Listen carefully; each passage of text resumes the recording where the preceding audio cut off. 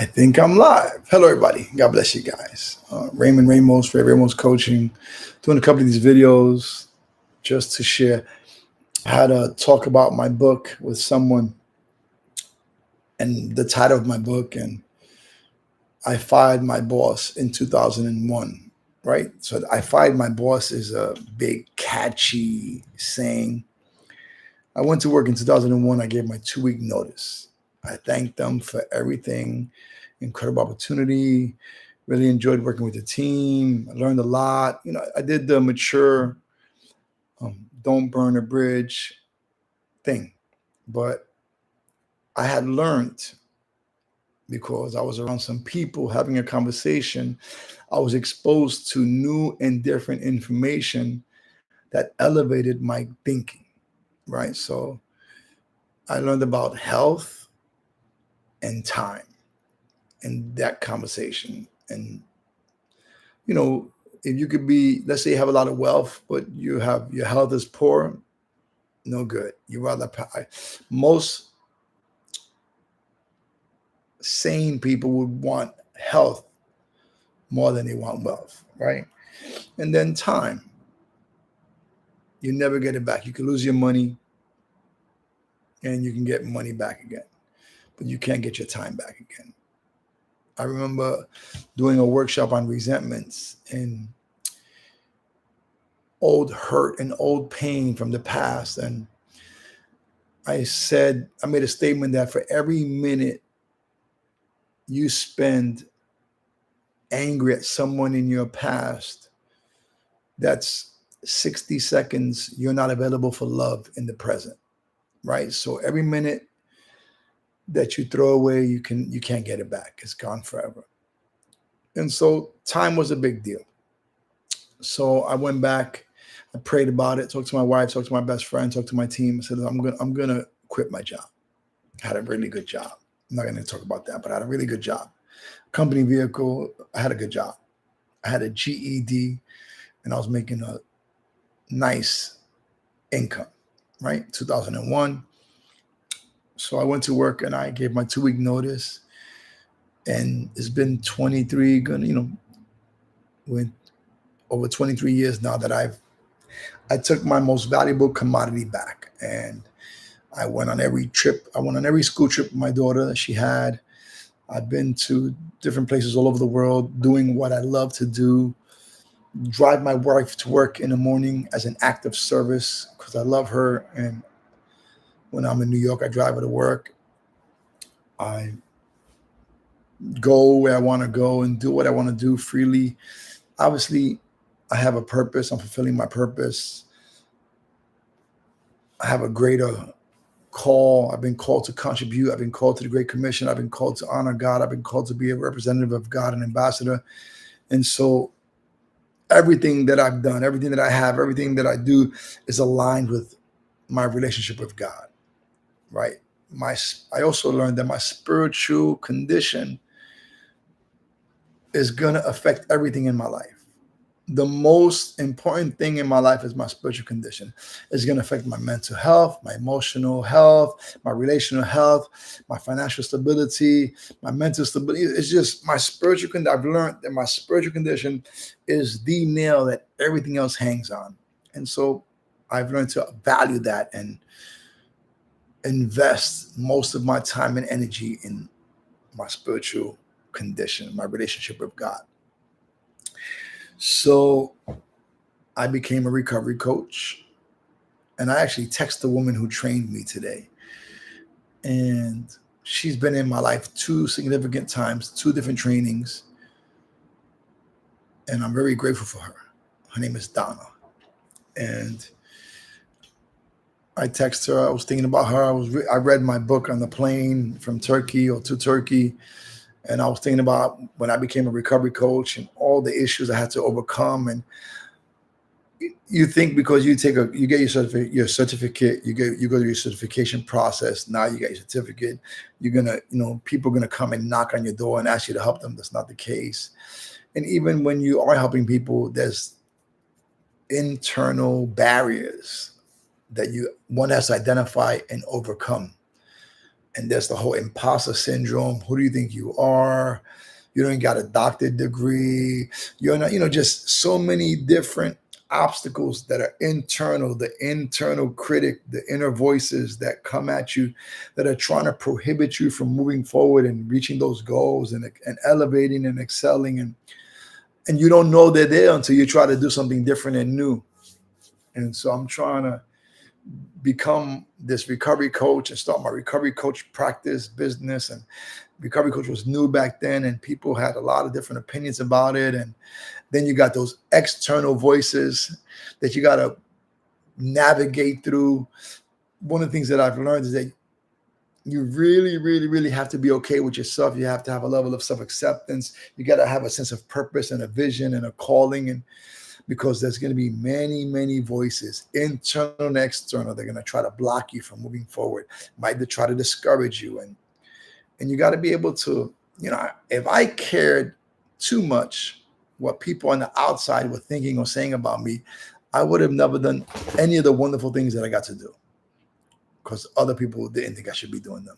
And other people didn't understand my motives. And other people thought, who are you? And other people were, and if you know certain things, people will look at you and judge you and critique you based on their internal life, not really on what's going on with you, right?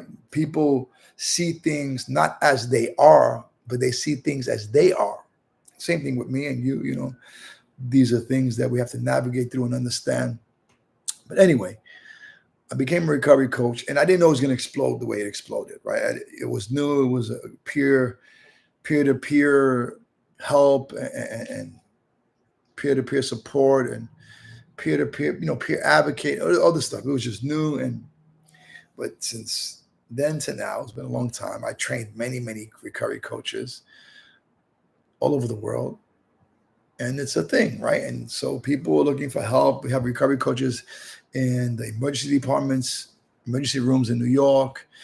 We have recovery coaches in shelters, recovery coaches in mental institutions, recovery coaches all over, different, in outpatient programs, in inpatient programs, in 28-day rehabs, and recovery coaches working for themselves. And I'm big on starting your own business, and that's one of my primary messages is, if you can bake a cake for somebody and they love your cake, if you can bake good cake, just bake it for yourself, start your own business.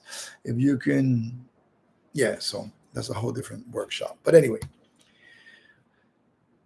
I wrote a book, become #1 best-selling author, right? International best-selling author. It has to do with recovery coaching. And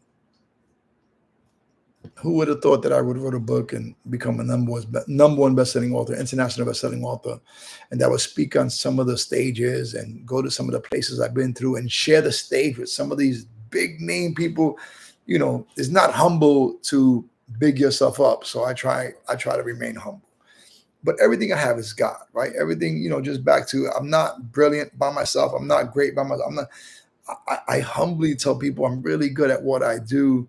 It's hard. That's not a humble statement. I'm really effective. I can help you reach your goals. I can help you identify the internal and external barriers. I can connect you with some resources that can really help you and assist you reach your goals. And I've been blessed to do what I do. Right? I've been blessed in ministry, blessed in 12-step recovery, blessed in coaching, blessed in the field, blessed in the clinical world, and been blessed. Some people have some gifts that they're naturally born with. They need to learn how to utilize those gifts. Other people had to learn. You can learn certain things. You might not be, there's natural born leaders, and then there's people that learn leadership and the power of influence and the psychology of influence and, a lot of different things. So anyway, I train recovery coaches. I help people who want to start helping other people. Some people become recovery coaches as volunteers. They're looking to help in their church, help in their ministry, help in a social organization, in the community. Some people are looking to work in a particular organization or for a particular organization. Some people work for different organizations. Some people want to start their own recovery coach practice, which is I recommend. And you take a 30-hour course. You go through the interview process. You got to make sure you understand what you're doing. There's an art and there's a science of being a recovery coach. There's major components of recovery coaching. And then there's the whole art of it. So once you learn the science, now you got to learn the art. And that takes practice and that takes experience. It's important to have somebody help guide you while you're doing that. I had an incredible guide. I had several guides. I did not get to where I'm at. I'm by myself. I tell people everything I got is the grace of God. But also God put people in my life to help guide me and direct me and mentor me and coach me and disciple me and sponsor me. And, I've been guided throughout my whole process. And it's important to get guidance from people who have experience. Find somebody who has what you want and ask them how they do it and do what they did. And there's a good chance you can get what they got. I learned a long time ago, those who are willing to do what others are not willing to do will be the only ones to get to experience what others are not experiencing because they're willing to go out on a limb and do it. So anyway, I'm going to put the link up for my book. You can check it out. It's, I'm not telling you the name because you got to hit the link and get the book and blah, blah, blah. But everybody who wants to be a recovery coach, if you're a recovery coach or you want to be a recovery coach, reach out to me. I am doing a new workshop in 2025. I'm going to send it out 2025. I'm putting out a new workshop for recovery coaches, people who are recovery coaches, helping them start their own business and excel in their own business. Somebody asked me, how did you get all your clients? I served my way. Like that, I loved on people. I drove in people to detox. I've cared for people. I served people 20 years ago who are now in positions to, they say, oh, Raymond, I know somebody who can, the first 10 years, the first 10 years of my business, was all referrals. No marketing, no funnels, no automated emails, no social media. I'm terrible with social media. One day I'll get better at social media. I'll hire somebody to do social media, and but I'm terrible at social media. But all 99.9% of my business has been referrals. People who know me, who I've helped, who I've served in some capacity or other, either in the rooms of recovery, either in the church, on the streets, in my community. But service has opened all the doors, right? I'm serving God. I want to glorify God. I want to let people know that there's cool Christians, that not every Christian is like that, or not every Christian is like this, and without trying to put anybody down. But I consider myself a cool Christian. I'm level-headed, emotional maturity, emotional intelligence. I'm not hyper spiritual. I'm not legalistic. I'm not on a religious zeal. I have an incredible relationship with God that has transformed my life in ways I never thought possible. And so I get to help people connect with God, grow in their relationship with God, understand what a relationship is, that there's a difference between having a relationship with God and there's a difference between religion. I do this whole relationship retreat conference workshop thing where I tell people there's a difference between having an unfulfilling, cold, dead arrangement and living together and being together. And you could be married and have an arrangement, or you could be in a relationship that's really not a real relationship. It's arrangement. It's not an intimate, growing, thriving relationship. Those are two different things. You can be in something that's not fulfilling, unsatisfying. Communication lines are broken. Resentments are growing. You're doing a bid. You're doing time together. You're not growing in intimacy. You're not growing in love. You're not experiencing new levels of intimacy and learning more about each other and choosing to grow in love and the challenges of growing in love. Like, that's exciting. That's but just doing a bit together. So as you can see, there's a difference in those two illustrations. There's a difference in religion and a relationship with God. It's very similar. Religion could be a dad. You're following rules. You're ticking the boxes. You're showing up. You're doing this. You're praying. You're doing that. But there's no life. There's no excitement. There's no adventure. There's no growth. There's no transformation. Relationship brings transformation. A relationship with God is transformative. So, all right, I'm going to get out of here. I don't want to be here so long.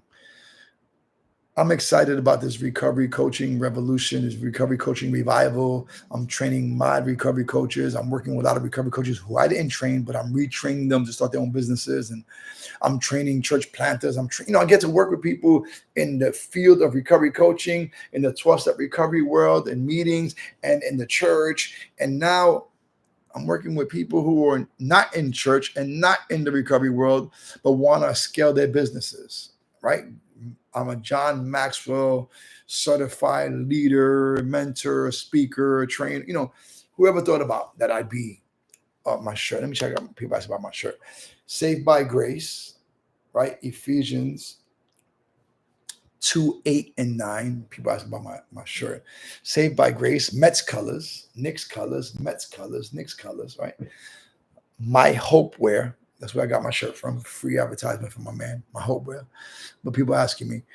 But if you're a recovery coach or you got your recovery coach certification and you really never did anything with it, a lot of people, that happens to a lot of people because they don't know how to overcome the barriers the whole imposter syndrome, the limiting beliefs, the whole people hurting your feelings and you not being able to move forward beyond people's opinion of you. That's very real. So I can help you. RayRamosCoaching@gmail.com. That's my email address. RayRamosCoaching@gmail.com. I'm on Facebook, Raymond Ramos. I got my Ray Ramos Coaching page, group. Reach out to me. I can help you. I'm gonna put the link of my book. Somebody said, why don't you tell the name of your book? The name of my book is I Fired My Boss and You Can Too. It's the name of my book. Simple steps for anyone to become a recovery coach. Right? But I fired my boss by the grace of God. I've taken my time back by the grace of God. I've traveled to, I've spoken in Israel by the grace of God. I've been on a stage or platform in Sweden, in London, Liverpool, Blackpool, Scotland, Alaska, Puerto Rico, Dominican Republic. I can go on and on and on, right? Incredible grace of God. But here's the hit. If you see it, you can be it. What I've done, you can do. If you're willing to put in the work, if you're willing to learn how to do things, no matter how you feel, take guidance, take direction. Action takers are the ones who win.